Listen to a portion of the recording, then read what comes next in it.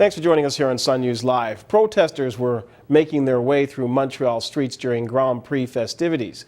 Police responded by arresting 12 people. Giuseppe Valiante joins us now from Montreal to fill us in on last night's, I guess we could call them festivities of a sort. Hello, Giuseppe.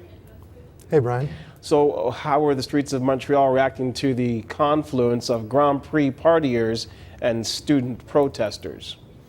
Well, the images are striking, and of course the events that happened were somewhat surreal when you have F1 revelers and women in really tight clothing and people sipping wine and protesters giving them the finger and chanting with their pots and pans. It was from what I understand, it was a surreal event. I was actually not there, one of the only times I wasn't there at the nightly protest. However, I was following it on Twitter, and I have spoken to many people who were. Now, it needs to be put into perspective. There are protesters in Montreal that are doing their darndest to try and disrupt Grand Prix events. However, so far the events have gone on without that much disturbance, and with the people actually at those events not really being disturbed by the protesters. Now, I'll try and explain to you. There is a street called Crescent in downtown Montreal. It is lined with bars and restaurants, and this is the main street, or one of the main streets where all of the parties happen.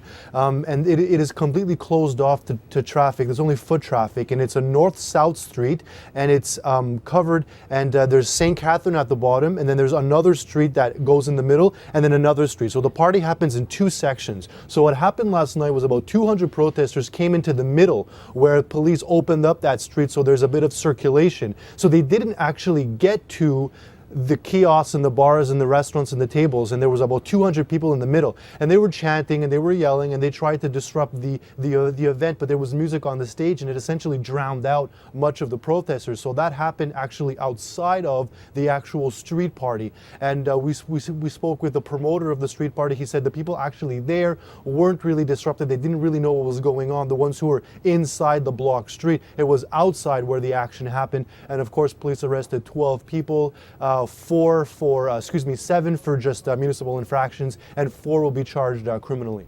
Giuseppe, the fact that the area that you're talking about, which I've been to it a couple of times myself, was already corralled, did that make it easier for police to control what could have been a potentially conflagration of a situation? Well, there were about 200 people there, and police were not letting anyone near any protester inside the actual event, and they did that on Friday, and they also did that on Thursday, and both events went off really without a hitch. There weren't any protesters who actually infiltrated inside the kiosk area and disrupted people over there. So the fact that the street is very narrow and all of the entrances were blocked, I would imagine that made it somewhat easier for the police to prevent protesters from entering. And of course this morning, it's still relatively quiet. There's a big police presence at the track and on the metro system because the vast majority of clients to the racetrack use the metro system. So this morning, Saturday morning, it's been quiet so far, but there are protests scheduled for Saturday afternoon. Well, this is a good place to leave it for this hour, Giuseppe. We'll get back to you for more later on in the day. Thanks for this. Absolutely. Thank you, Brian. All right, that's Giuseppe Valiante reporting on the F1 situation and the student protest taking place in Montreal.